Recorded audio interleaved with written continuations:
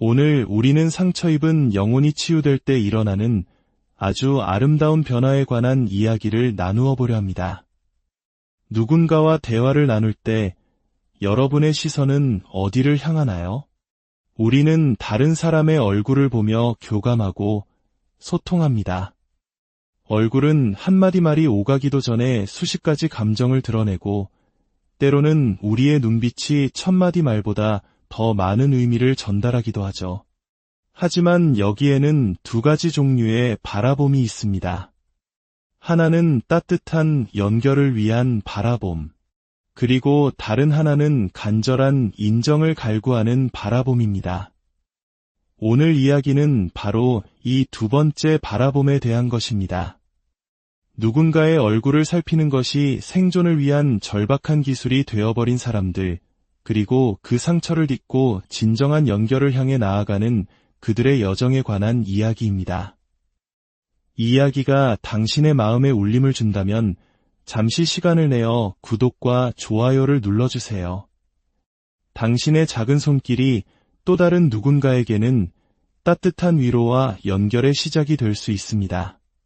당신의 오늘이 평안하기를 기도하며 이제 시작하겠습니다. 상처 입은 영혼을 가진 생존자들의 모임, 특히 자기애성 성격장애, 즉 나르시시스트와의 관계에서 막 벗어난 분들과 함께 있다 보면 저는 한 가지 미묘하지만 분명한 차이를 발견하곤 합니다. 그것은 무언가를 말하고 나서 상대방의 얼굴을 살피는 방식의 차이입니다. 어떤 이들은 그저 상대를 바라보며 연결을 시도합니다. 하지만 어떤 이들은 마치 판결을 기다리는 사람처럼 상대의 얼굴을 쳐다봅니다. 제발 내 말이 괜찮다고, 내가 괜찮은 사람이라고 인정해주세요라고 속으로 외치는 듯한 간절함이 그 눈빛에 서려 있습니다. 특히 나르시시스트와의 관계에서 살아남은 사람들은 이 분야의 전문가라고 할 수 있습니다. 아마 여러분 중 상당수는 보통 사람들보다 타인의 얼굴 표정을 읽는데 훨씬 뛰어난 능력을 가졌을 겁니다. 그것은 선택이 아니라 생존을 위한 필수 조건이었기 때문입니다. 안전하기 위해, 상처받지 않기 위해 여러분은 상대방이 방에 들어서는 순간부터 그 얼굴에 나타나는 아주 작은 변화까지도 재빨리 스캔하고 분석해야만 했습니다.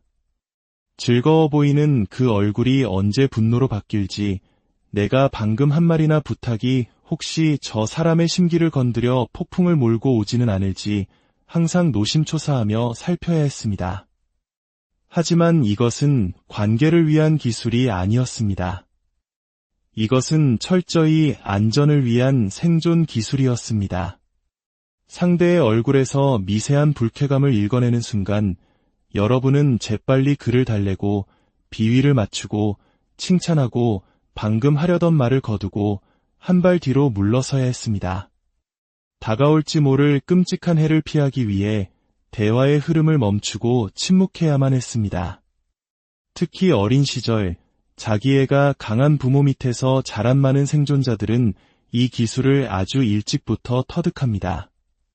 다른 아이들이 마음껏 뛰어놀고 세상을 배우는 데 사용했어야 할 그 모든 정신적 에너지를 부모의 얼굴에 나타나는 모든 미묘한 변화를 연구하는 데 쏟아부어야 했습니다. 아빠가 화나셨나? 엄마는 슬퍼 보이시네. 이 모든 상황이 곧 터져버리는 건 아닐까? 저 역시 비슷한 유년 시절을 보냈습니다. 혼자 방에서 조용히 책을 읽거나 친구와 놀고 싶다는 마음이 간절했음에도 불구하고 거실과 같은 공용 공간에 머물렀던 수많은 날들을 기억합니다. 그것은 단지 상황을 끊임없이 감시하고 연구하고 혹시 모를 재앙을 미연에 방지하기 위함이었습니다. 만약 내가 그 자리에 없어서 끔찍한 일이 벌어지면 어떡하나 하는 두려움이 항상 마음속에 도사리고 있었습니다. 그래서일까요? 어른이 된 지금 저에게 가장 행복하고 안전한 시간은 어딘가 방 안에 혼자 있을 때입니다. 오직 그때만이 저의 과도한 경계심이 완전히 누그러지고 온전히 긴장을 풀 수 있습니다. 하지만 위협이 사라진 후에도 생존자들에게는 한 가지 습관이 남습니다. 바로 불안하게 다른 사람의 얼굴을 살피는 버릇입니다. 제가 잘 아는 한 생존자가 있습니다. 그녀는 영리하고 유머러스하며 따뜻한 마음을 가진, 함께 있으면 정말 즐거운 사람입니다. 하지만 어린 시절 끔찍한 나르시시스트적 학대를 겪었습니다. 그녀가 사람들과 함께 있을 때 무언가를 부탁하는 순간을 보면 그 상처의 흔적을 엿볼 수 있습니다. 예를 들어, 우리 조금만 더 있다가 가면 안 될까? 혹은 제가 조금 늦어도 괜찮을까요? 와 같은 말을 할 때입니다. 말을 내뱉은 후 보통 예상하는 것보다 더 긴 침묵이 흐릅니다. 그녀의 눈은 평소보다 조금 더 커지고 부탁을 하고 있는 상대방의 얼굴에 시선이 고정됩니다. 아주 미묘하지만 그 순간 그녀의 얼굴에는 두려움과 인정 욕구가 뒤섞인 복잡한 감정이 스쳐 지나갑니다. 제발 괜찮다고 말해줘. 내가 좋은 사람이라고 확인해줘. 대부분의 사람들은 이 미세한 변화를 눈치채지 못하고 평소처럼 대답합니다. 하지만 저는 그녀와 함께할 때마다 그 순간을 목격합니다. 이것은 어린아이가 부모의 인정을 기다리듯 혹은 나쁜 일이 일어나지 않을까 주변의 얼굴을 샅샅이 훑어보는 것과 같은 일종의 과잉 경계 반응입니다. 치유의 과정에서 제가 가장 아름답다고 느끼는 순간은 바로 이 눈빛이 변하기 시작할 때입니다. 내담자들이 더 이상 불안하게 제 얼굴을 연구하는 대신 그저 자기 자신으로 존재하며 저를 바라보기 시작할 때, 그 눈빛은 엄마가 내가 한 일을 좋아할까? 걱정하는 불안한 아이의 눈빛에서 그저 한 명의 어른으로서 나와 무언가를 공유하는 동등한 존재의 눈빛으로 바뀝니다. 그 얼굴의 변화와 함께 그들의 내면에서도 놀라운 변화가 일어납니다. 그들은 나르시시스트적 관계의 역학을 훨씬 더 명확하게 이해하게 되고 억눌러왔던 자신의 진짜 모습을 드러내기 시작합니다. 자신을 위한 결정을 내리고 지지해줄 사람들을 곁에 두며 삶 속에 안전한 안식처를 만들어갑니다. 솔직히 말해 나르시시스트와의 관계를 겪고 나면 다른 사람들이 무서워지는 것은 당연합니다. 여러분은 인간관계에서 어떤 끔찍한 일이 벌어질 수 있는지 알고 있기 때문입니다. 그리고 그 모든 상처가 얼마나 미묘하게 일어나는지도 잘 알고 있습니다. 오랫동안 자신을 탓해왔을지도 모릅니다. 그래서 사람의 마음이 손바닥 뒤집듯 변할 수 있다는 것을 믿게 되죠. 그 결과 여러분은 계속해서 경계태세를 늦추지 못합니다. 수없이 당했던 침묵치료 때문에 버려지거나 거절당할 것에 대한 깊은 두려움이 자리 잡았을 수도 있습니다. 그 고통을 피하기 위해 여러분은 자신의 감정을 억누르는 법을 배웠을 겁니다. 그리고 그 억압된 감정은 이제 당신의 얼굴에 드러납니다. 과거에 당신의 감정 표현이 수없이 공격받고 비난받았기 때문입니다. 그래서 다른 사람의 얼굴을 바라볼 때 그저 그 순간에 존재하는 것이 아니라 불안하게 기다리고 예측하게 되는 것입니다. 진정한 치유란 바로 이 존재함으로 돌아오는 것입니다. 당신의 얼굴에 자연스러운 감정이 드러나도록 허락하는 것, 나쁜 일이 일어날 것을 예측하지 않고 온전히 누군가와 함께 현재에 머무르는 것, 그저 듣고 소통하고 동등하게 교감하는 것. 생존자에게 이런 온전한 인간적 교감을 경험하는 것은 기적처럼 느껴질 수 있습니다. 물론 세상 모든 사람이 건강한 것은 아닙니다. 때로는 어떤 사람이나 상황이 당신을 과거에 불안하고 경계심 가득했던 모습으로 되돌려 놓을 수도 있습니다. 그럴 때는 당신 내면의 그 신호를 무시하지 마세요. 특히 당신의 삶에 그저 온전히 다른 사람과 함께 존재할 수 있는 안전한 공간이 있다면 그곳에서의 느낌과 지금의 느낌을 비교해 보세요. 안전하지 않다고 느낄 때 당신은 무언가를 말하고 속으로 이제 무슨 일이 일어날까? 하며 움츠러들지도 모릅니다. 하지만 안전한 공간에서는 혹은 당신이 안전하다고 느낄 때는 같은 말을 하고도 어떤 결과가 오든 감당할 수 있다고 느끼게 됩니다. 이것이 바로 건강한 사회적 공간이 치유의 필수적인 이유입니다. 당신이 온전히 당신 자신이 될 수 있는 곳, 약간의 실수를 해도 괜찮은 곳, 말 한마디 잘못했다고 해서 끔찍한 분노의 대상이 되거나 버림받지 않는 곳, 그런 곳들이야말로 당신의 진짜 얼굴, 상호 교감하는 사회적인 얼굴이 빛을 발하도록 허락해줍니다. 그리고 부디 불안하고 경계하며 상대방을 쳐다보는 당신의 그 부분을 친절하게 대해주세요. 인정을 갈구하는 그 모습은 당신을 보호하기 위한 생존 본능이었습니다. 항상 그래왔습니다. 그 부분을 탐색하고 호기심을 가져보세요. 그것이 당신을 위해 어떤 역할을 했는지 인정해주세요. 하지만 동시에 이제 그 역할은 끝났다는 것도 알려주세요. 그것은 아마 당신의 아주 오래된 일부일 겁니다. 그 아이는 제 역할을 훌륭히 해냈고 당신을 지켜주었습니다. 이제는 그 아이를 편히 보내주어도 괜찮습니다. 제 안에도 그 불안한 작은 보호자는 여전히 살아있습니다. 제가 스스로를 사기꾼처럼 느낄 때나 어린 시절의 인물들과 마주할 때면 불쑥 찾아오곤 합니다. 그리고 저는 그 작은 아이가 이제는 다른 형태의 보호자를 만들어냈다는 것도 압니다. 저는 이제 혼자 있기를 좋아하고 무리에 섞이는 것을 꺼리는 사람이 되었습니다. 하지만 저는 동시에 제가 온전히 제 자신이 될 수 있는 사람들과 장소에서의 경험과 감정에도 집중합니다. 어떤 말이든 할 수 있고 나의 진짜 얼굴과 감정을 숨길 필요가 없는 곳, 바로 그런 곳에서 저는 치유됩니다. 그리고 제 안에 그 작은 보호자가 나타날 때면 저는 잠시 멈춰서서 그 아이를 바라봅니다. 세상 어디든 다른 곳에 있고 싶었지만 자신이 그 자리에 없으면 세상이 끝날 것처럼 느껴서 식탁에 꼼짝없이 앉아 있어야 했던 그 어린 소녀를 기억합니다. 그 소녀는 평생에 걸쳐 다른 방식을 배워야 했습니다. 하지만 여전히 고요함 속에서 위안을 찾습니다. 그리고 저는 이제 그 고요함을 저의 지친 신경계가 마땅히 받아야 할 긴 휴식을 취하는 시간으로 여깁니다. 다시 세상과 마주할 충분한 힘을 얻기 위한 소중한 재충전의 시간으로 말입니다. 당신에게도 그런 고요하고 안전한 공간이 있기를, 그리고 따뜻한 연결의 눈빛을 나눌 수 있는 사람들이 곁에 있기를 진심으로. 오늘 우리는 상처 입은 영혼이 치유될 때 일어나는 아주 아름다운 변화에 관한 이야기를 나누어 보려 합니다. 누군가와 대화를 나눌 때 여러분의 시선은 어디를 향하나요? 우리는 다른 사람의 얼굴을 보며 교감하고 소통합니다.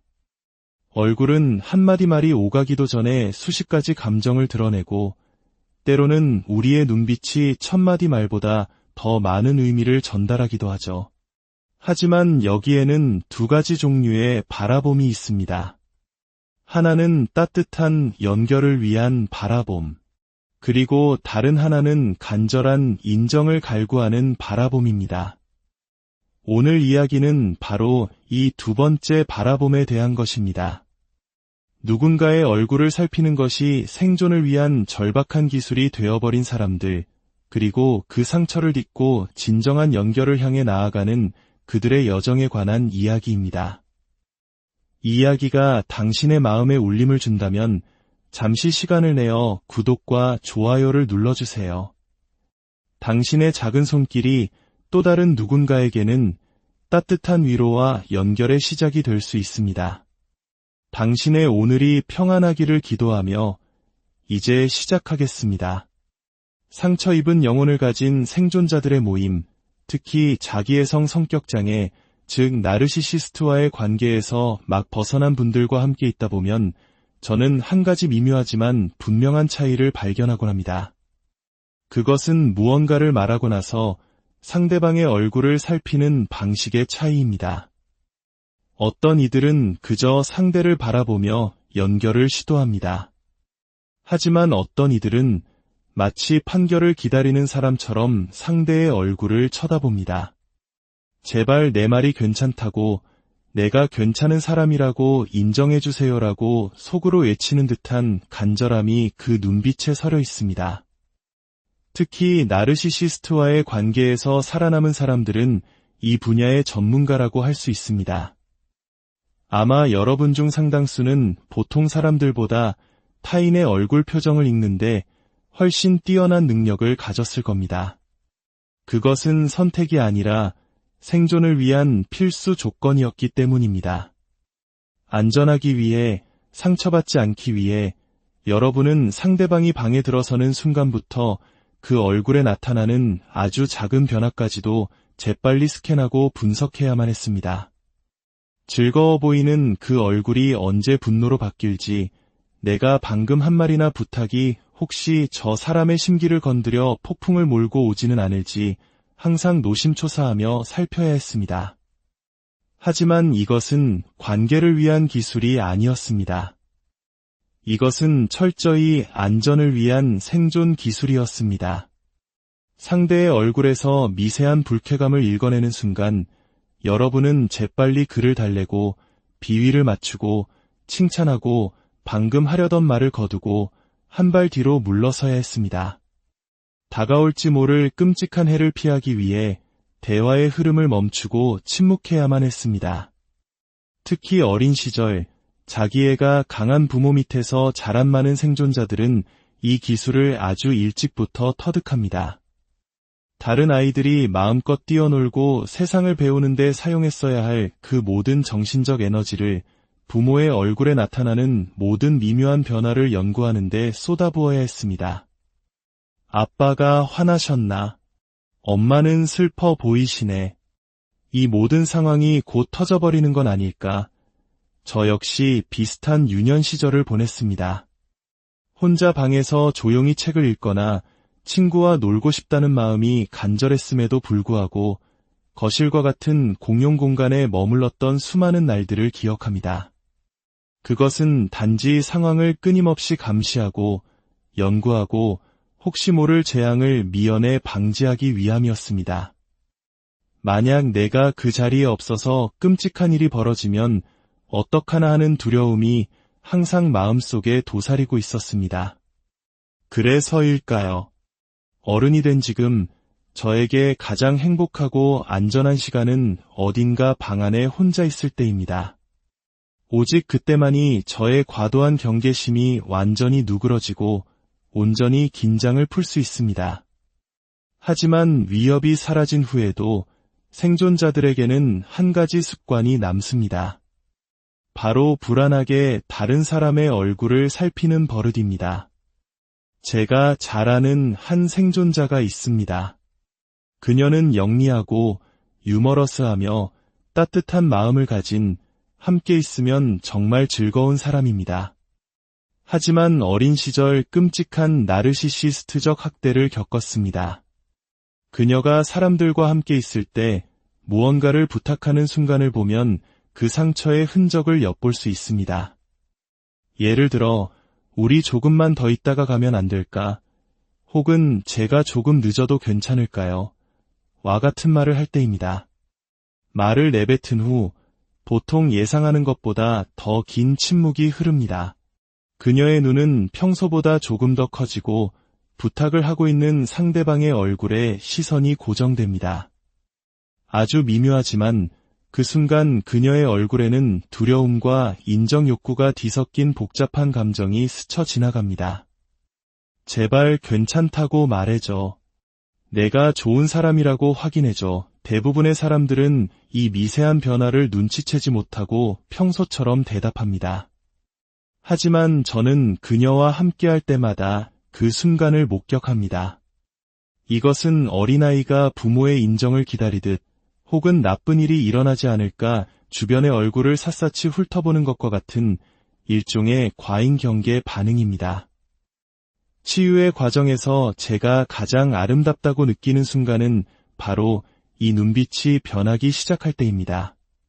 내담자들이 더 이상 불안하게 제 얼굴을 연구하는 대신 그저 자기 자신으로 존재하며 저를 바라보기 시작할 때 그 눈빛은 엄마가 내가 한이를 좋아할까 걱정하는 불안한 아이의 눈빛에서 그저 한 명의 어른으로서 나와 무언가를 공유하는 동등한 존재의 눈빛으로 바뀝니다. 그 얼굴의 변화와 함께 그들의 내면에서도 놀라운 변화가 일어납니다. 그들은 나르시시스트적 관계의 역학을 훨씬 더 명확하게 이해하게 되고 억눌러왔던 자신의 진짜 모습을 드러내기 시작합니다. 자신을 위한 결정을 내리고 지지해줄 사람들을 곁에 두며 삶 속에 안전한 안식처를 만들어갑니다. 솔직히 말해 나르시시스트와의 관계를 겪고 나면 다른 사람들이 무서워지는 것은 당연합니다. 여러분은 인간관계에서 어떤 끔찍한 일이 벌어질 수 있는지 알고 있기 때문입니다. 그리고 그 모든 상처가 얼마나 미묘하게 일어나는지도 잘 알고 있습니다. 오랫동안 자신을 탓해왔을지도 모릅니다. 그래서 사람의 마음이 손바닥 뒤집듯 변할 수 있다는 것을 믿게 되죠. 그 결과 여러분은 계속해서 경계태세를 늦추지 못합니다. 수없이 당했던 침묵치료 때문에 버려지거나 거절당할 것에 대한 깊은 두려움이 자리 잡았을 수도 있습니다. 그 고통을 피하기 위해 여러분은 자신의 감정을 억누르는 법을 배웠을 겁니다. 그리고 그 억압된 감정은 이제 당신의 얼굴에 드러납니다. 과거에 당신의 감정 표현이 수없이 공격받고 비난받았기 때문입니다.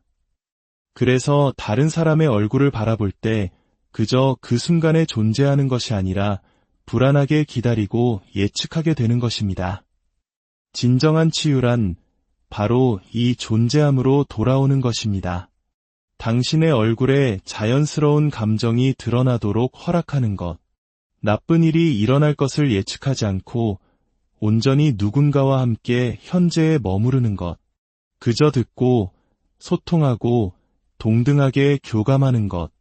생존자에게 이런 온전한 인간적 교감을 경험하는 것은 기적처럼 느껴질 수 있습니다. 물론 세상 모든 사람이 건강한 것은 아닙니다. 때로는 어떤 사람이나 상황이 당신을 과거에 불안하고 경계심 가득했던 모습으로 되돌려 놓을 수도 있습니다. 그럴 때는 당신 내면의 그 신호를 무시하지 마세요. 특히 당신의 삶에 그저 온전히 다른 사람과 함께 존재할 수 있는 안전한 공간이 있다면 그곳에서의 느낌과 지금의 느낌을 비교해 보세요. 안전하지 않다고 느낄 때 당신은 무언가를 말하고 속으로 이제 무슨 일이 일어날까 하며 움츠러들지도 모릅니다. 하지만 안전한 공간에서는 혹은 당신이 안전하다고 느낄 때는 같은 말을 하고도 어떤 결과가 오든 감당할 수 있다고 느끼게 됩니다.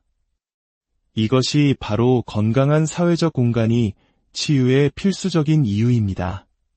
당신이 온전히 당신 자신이 될 수 있는 곳, 약간의 실수를 해도 괜찮은 곳, 말 한마디 잘못했다고 해서 끔찍한 분노의 대상이 되거나 버림받지 않는 곳, 그런 곳들이야말로 당신의 진짜 얼굴, 상호 교감하는 사회적인 얼굴이 빛을 발하도록 허락해줍니다. 그리고 부디 불안하고 경계하며 상대방을 쳐다보는 당신의 그 부분을 친절하게 대해주세요.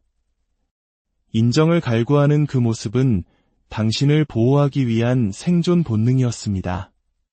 항상 그래왔습니다. 그 부분을 탐색하고 호기심을 가져보세요. 그것이 당신을 위해 어떤 역할을 했는지 인정해주세요. 하지만 동시에 이제 그 역할은 끝났다는 것도 알려주세요.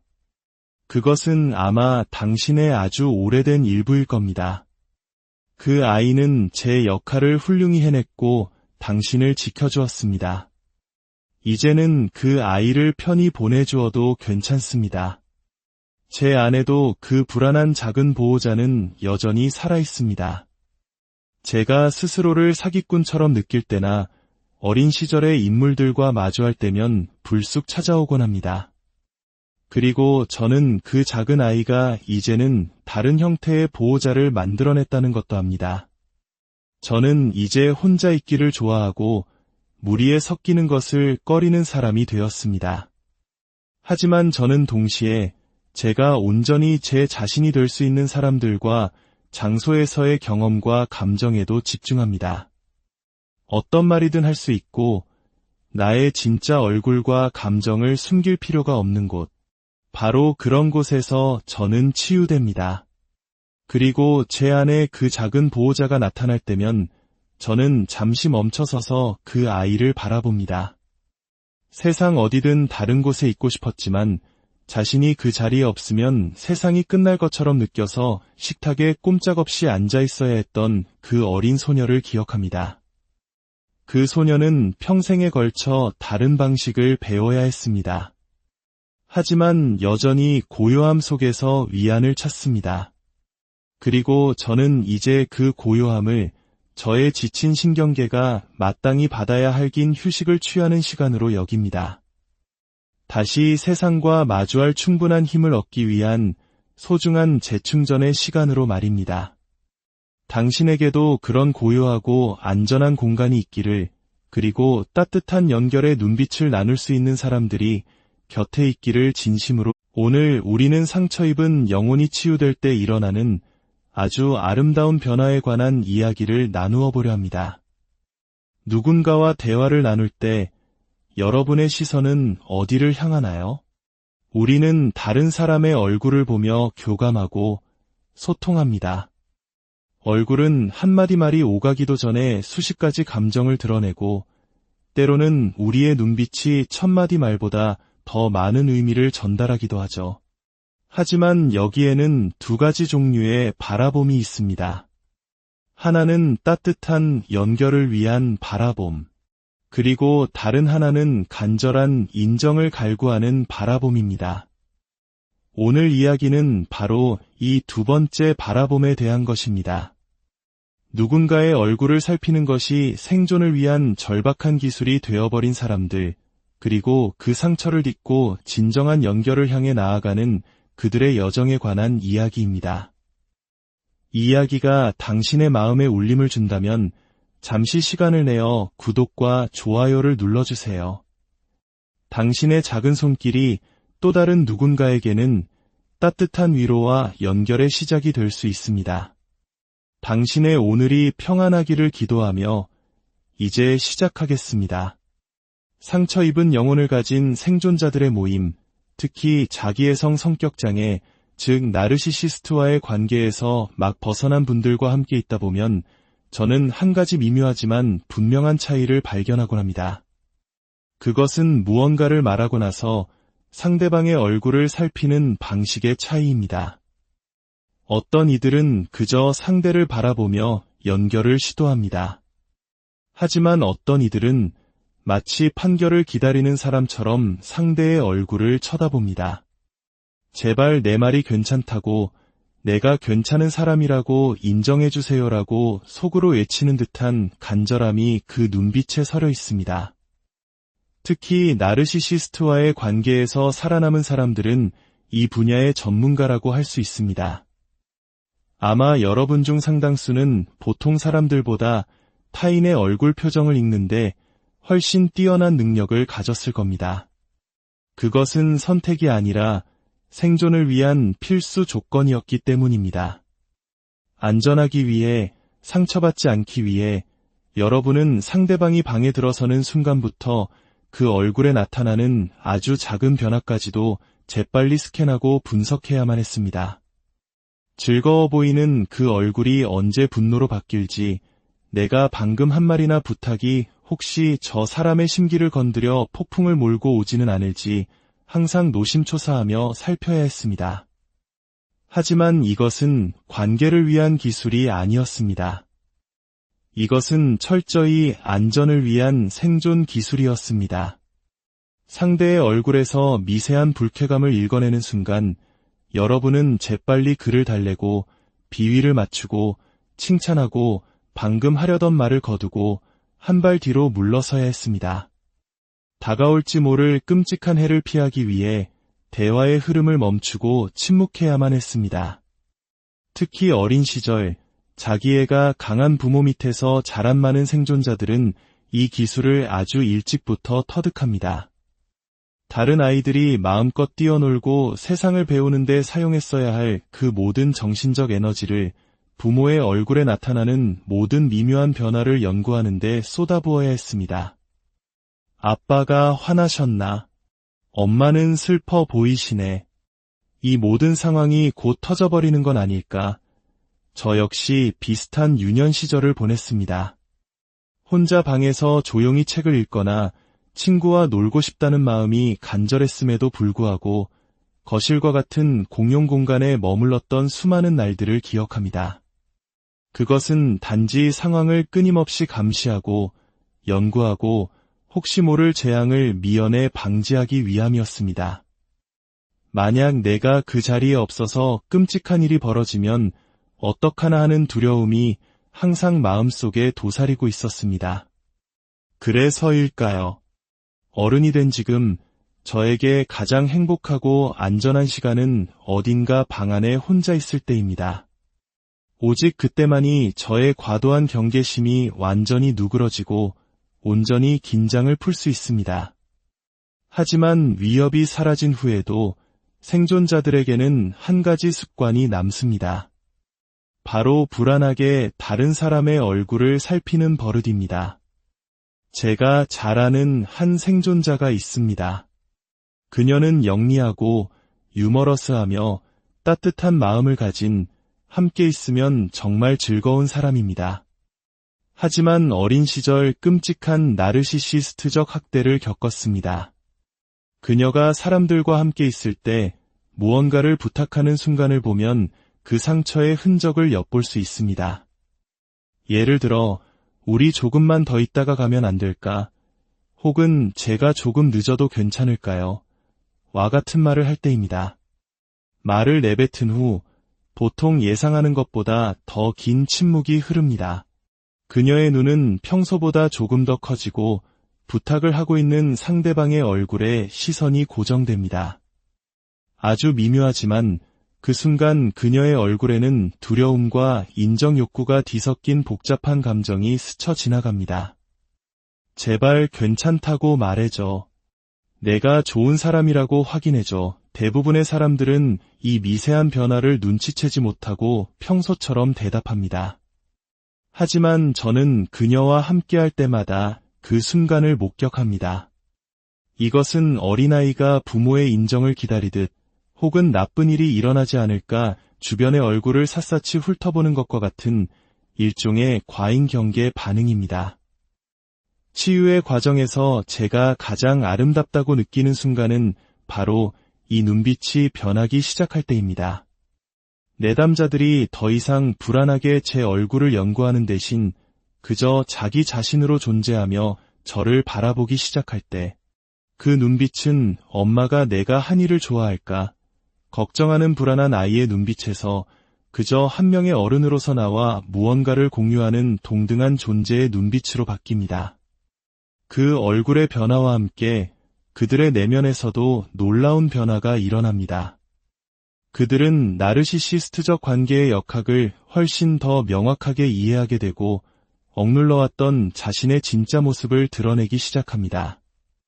자신을 위한 결정을 내리고 지지해줄 사람들을 곁에 두며 삶 속에 안전한 안식처를 만들어갑니다. 솔직히 말해 나르시시스트와의 관계를 겪고 나면 다른 사람들이 무서워지는 것은 당연합니다. 여러분은 인간관계에서 어떤 끔찍한 일이 벌어질 수 있는지 알고 있기 때문입니다. 그리고 그 모든 상처가 얼마나 미묘하게 일어나는지도 잘 알고 있습니다. 오랫동안 자신을 탓해왔을지도 모릅니다. 그래서 사람의 마음이 손바닥 뒤집듯 변할 수 있다는 것을 믿게 되죠. 그 결과 여러분은 계속해서 경계태세를 늦추지 못합니다. 수없이 당했던 침묵치료 때문에 버려지거나 거절당할 것에 대한 깊은 두려움이 자리 잡았을 수도 있습니다. 그 고통을 피하기 위해 여러분은 자신의 감정을 억누르는 법을 배웠을 겁니다. 그리고 그 억압된 감정은 이제 당신의 얼굴에 드러납니다. 과거에 당신의 감정 표현이 수없이 공격받고 비난받았기 때문입니다. 그래서 다른 사람의 얼굴을 바라볼 때 그저 그 순간에 존재하는 것이 아니라 불안하게 기다리고 예측하게 되는 것입니다. 진정한 치유란 바로 이 존재함으로 돌아오는 것입니다. 당신의 얼굴에 자연스러운 감정이 드러나도록 허락하는 것. 나쁜 일이 일어날 것을 예측하지 않고 온전히 누군가와 함께 현재에 머무르는 것. 그저 듣고 소통하고 동등하게 교감하는 것. 생존자에게 이런 온전한 인간적 교감을 경험하는 것은 기적처럼 느껴질 수 있습니다. 물론 세상 모든 사람이 건강한 것은 아닙니다. 때로는 어떤 사람이나 상황이 당신을 과거에 불안하고 경계심 가득했던 모습으로 되돌려 놓을 수도 있습니다. 그럴 때는 당신 내면의 그 신호를 무시하지 마세요. 특히 당신의 삶에 그저 온전히 다른 사람과 함께 존재할 수 있는 안전한 공간이 있다면 그곳에서의 느낌과 지금의 느낌을 비교해 보세요. 안전하지 않다고 느낄 때 당신은 무언가를 말하고 속으로 이제 무슨 일이 일어날까 하며 움츠러들지도 모릅니다. 하지만 안전한 공간에서는 혹은 당신이 안전하다고 느낄 때는 같은 말을 하고도 어떤 결과가 오든 감당할 수 있다고 느끼게 됩니다. 이것이 바로 건강한 사회적 공간이 치유의 필수적인 이유입니다. 당신이 온전히 당신 자신이 될 수 있는 곳, 약간의 실수를 해도 괜찮은 곳, 말 한마디 잘못했다고 해서 끔찍한 분노의 대상이 되거나 버림받지 않는 곳, 그런 곳들이야말로 당신의 진짜 얼굴, 상호 교감하는 사회적인 얼굴이 빛을 발하도록 허락해줍니다. 그리고 부디 불안하고 경계하며 상대방을 쳐다보는 당신의 그 부분을 친절하게 대해주세요. 인정을 갈구하는 그 모습은 당신을 보호하기 위한 생존 본능이었습니다. 항상 그래왔습니다. 그 부분을 탐색하고 호기심을 가져보세요. 그것이 당신을 위해 어떤 역할을 했는지 인정해주세요. 하지만 동시에 이제 그 역할은 끝났다는 것도 알려주세요. 그것은 아마 당신의 아주 오래된 일부일 겁니다. 그 아이는 제 역할을 훌륭히 해냈고 당신을 지켜주었습니다. 이제는 그 아이를 편히 보내주어도 괜찮습니다. 제 안에도 그 불안한 작은 보호자는 여전히 살아있습니다. 제가 스스로를 사기꾼처럼 느낄 때나 어린 시절의 인물들과 마주할 때면 불쑥 찾아오곤 합니다. 그리고 저는 그 작은 아이가 이제는 다른 형태의 보호자를 만들어냈다는 것도 압니다. 저는 이제 혼자 있기를 좋아하고 무리에 섞이는 것을 꺼리는 사람이 되었습니다. 하지만 저는 동시에 제가 온전히 제 자신이 될 수 있는 사람들과 장소에서의 경험과 감정에도 집중합니다. 어떤 말이든 할 수 있고 나의 진짜 얼굴과 감정을 숨길 필요가 없는 곳, 바로 그런 곳에서 저는 치유됩니다. 그리고 제 안에 그 작은 보호자가 나타날 때면 저는 잠시 멈춰서서 그 아이를 바라봅니다. 세상 어디든 다른 곳에 있고 싶었지만 자신이 그 자리에 없으면 세상이 끝날 것처럼 느껴서 식탁에 꼼짝없이 앉아 있어야 했던 그 어린 소녀를 기억합니다. 그 소녀는 평생에 걸쳐 다른 방식을 배워야 했습니다. 하지만 여전히 고요함 속에서 위안을 찾습니다. 그리고 저는 이제 그 고요함을 저의 지친 신경계가 마땅히 받아야 할 긴 휴식을 취하는 시간으로 여깁니다. 다시 세상과 마주할 충분한 힘을 얻기 위한 소중한 재충전의 시간으로 말입니다. 당신에게도 그런 고요하고 안전한 공간이 있기를, 그리고 따뜻한 연결의 눈빛을 나눌 수 있는 사람들이 곁에 있기를 진심으로. 오늘 우리는 상처 입은 영혼이 치유될 때 일어나는 아주 아름다운 변화에 관한 이야기를 나누어 보려 합니다. 누군가와 대화를 나눌 때 여러분의 시선은 어디를 향하나요? 우리는 다른 사람의 얼굴을 보며 교감하고 소통합니다. 얼굴은 한마디 말이 오가기도 전에 수십 가지 감정을 드러내고 때로는 우리의 눈빛이 천마디 말보다 더 많은 의미를 전달하기도 하죠. 하지만 여기에는 두 가지 종류의 바라봄이 있습니다. 하나는 따뜻한 연결을 위한 바라봄, 그리고 다른 하나는 간절한 인정을 갈구하는 바라봄입니다.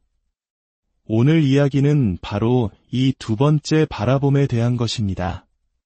누군가의 얼굴을 살피는 것이 생존을 위한 절박한 기술이 되어버린 사람들, 그리고 그 상처를 딛고 진정한 연결을 향해 나아가는 그들의 여정에 관한 이야기입니다. 이 이야기가 당신의 마음에 울림을 준다면 잠시 시간을 내어 구독과 좋아요를 눌러주세요. 당신의 작은 손길이 또 다른 누군가에게는 따뜻한 위로와 연결의 시작이 될 수 있습니다. 당신의 오늘이 평안하기를 기도하며 이제 시작하겠습니다. 상처 입은 영혼을 가진 생존자들의 모임, 특히 자기애성 성격장애, 즉 나르시시스트와의 관계에서 막 벗어난 분들과 함께 있다 보면 저는 한 가지 미묘하지만 분명한 차이를 발견하곤 합니다. 그것은 무언가를 말하고 나서 상대방의 얼굴을 살피는 방식의 차이입니다. 어떤 이들은 그저 상대를 바라보며 연결을 시도합니다. 하지만 어떤 이들은 마치 판결을 기다리는 사람처럼 상대의 얼굴을 쳐다봅니다. 제발 내 말이 괜찮다고, 내가 괜찮은 사람이라고 인정해주세요라고 속으로 외치는 듯한 간절함이 그 눈빛에 서려 있습니다. 특히 나르시시스트와의 관계에서 살아남은 사람들은 이 분야의 전문가라고 할 수 있습니다. 아마 여러분 중 상당수는 보통 사람들보다 타인의 얼굴 표정을 읽는데 훨씬 뛰어난 능력을 가졌을 겁니다. 그것은 선택이 아니라 생존을 위한 필수 조건이었기 때문입니다. 안전하기 위해, 상처받지 않기 위해 여러분은 상대방이 방에 들어서는 순간부터 그 얼굴에 나타나는 아주 작은 변화까지도 재빨리 스캔하고 분석해야만 했습니다. 즐거워 보이는 그 얼굴이 언제 분노로 바뀔지, 내가 방금 한 말이나 부탁이 혹시 저 사람의 심기를 건드려 폭풍을 몰고 오지는 않을지 항상 노심초사하며 살펴야 했습니다. 하지만 이것은 관계를 위한 기술이 아니었습니다. 이것은 철저히 안전을 위한 생존 기술이었습니다. 상대의 얼굴에서 미세한 불쾌감을 읽어내는 순간 여러분은 재빨리 그를 달래고 비위를 맞추고 칭찬하고 방금 하려던 말을 거두고 한 발 뒤로 물러서야 했습니다. 다가올지 모를 끔찍한 해를 피하기 위해 대화의 흐름을 멈추고 침묵해야만 했습니다. 특히 어린 시절 자기애가 강한 부모 밑에서 자란 많은 생존자들은 이 기술을 아주 일찍부터 터득합니다.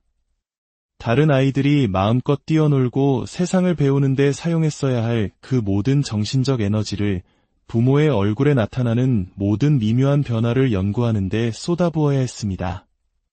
아빠가 화나셨나? 엄마는 슬퍼 보이시네. 이 모든 상황이 곧 터져버리는 건 아닐까? 저 역시 비슷한 유년 시절을 보냈습니다. 혼자 방에서 조용히 책을 읽거나 친구와 놀고 싶다는 마음이 간절했음에도 불구하고 거실과 같은 공용 공간에 머물렀던 수많은 날들을 기억합니다.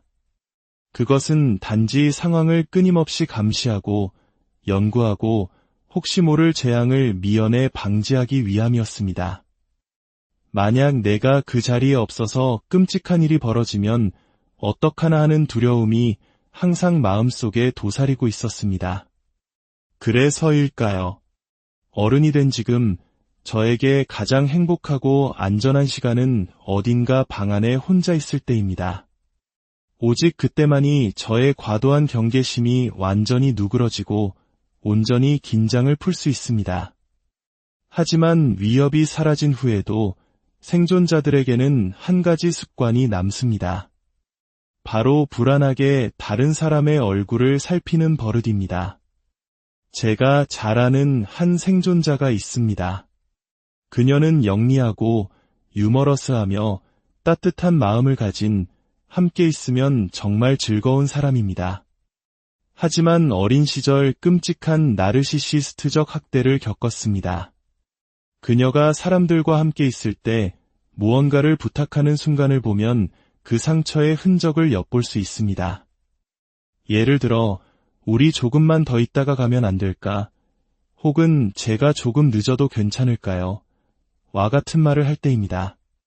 말을 내뱉은 후 보통 예상하는 것보다 더 긴 침묵이 흐릅니다.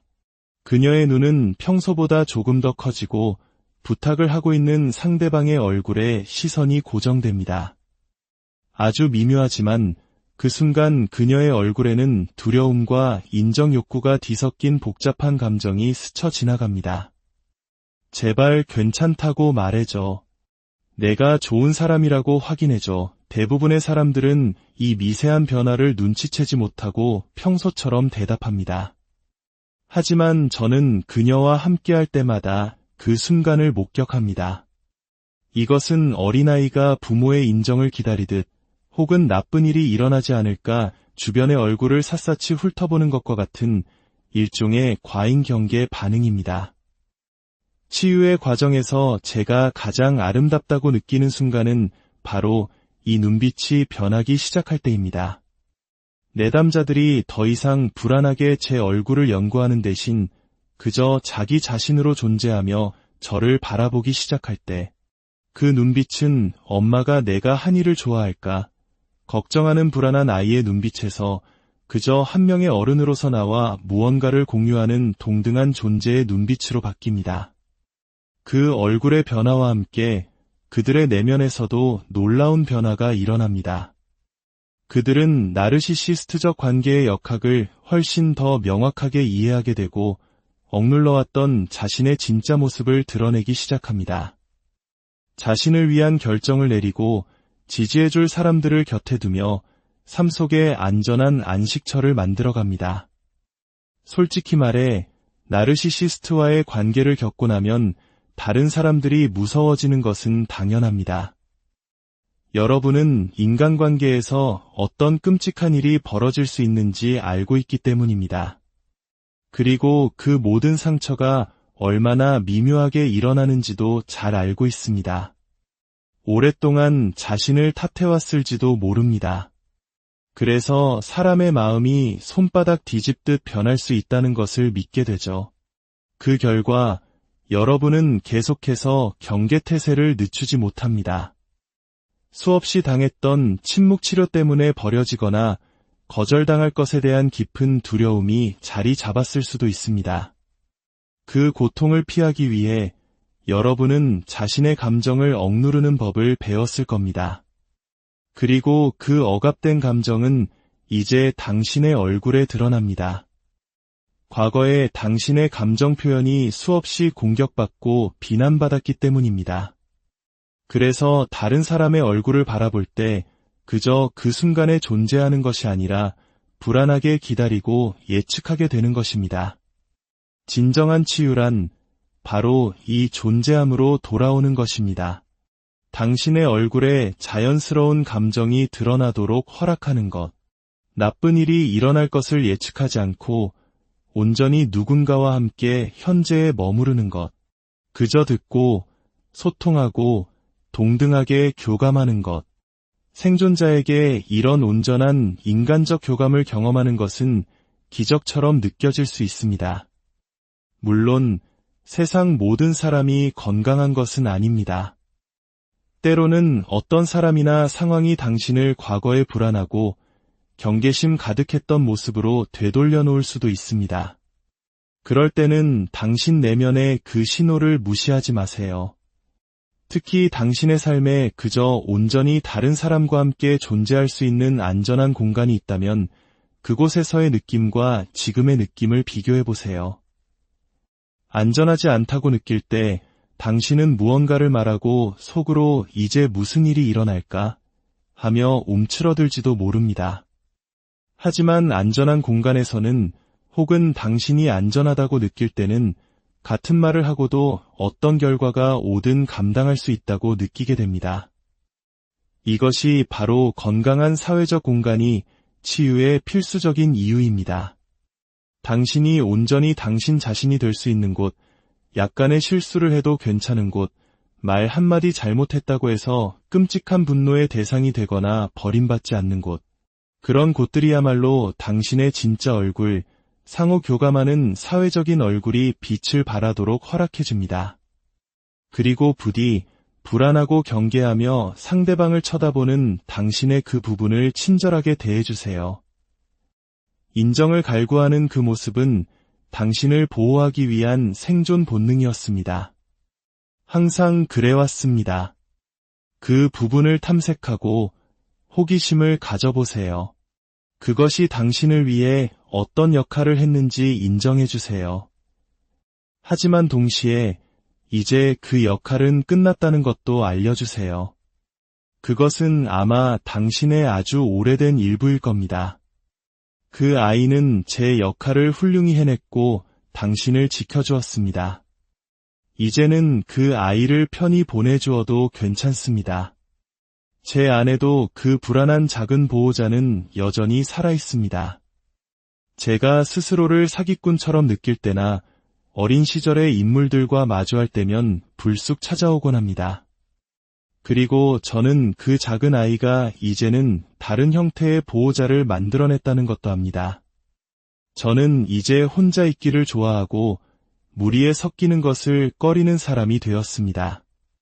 하지만 저는 동시에 제가 온전히 제 자신이 될 수 있는 사람들과 장소에서의 경험과 감정에도 집중합니다. 어떤 말이든 할 수 있고 나의 진짜 얼굴과 감정을 숨길 필요가 없는 곳, 바로 그런 곳에서 저는 치유됩니다.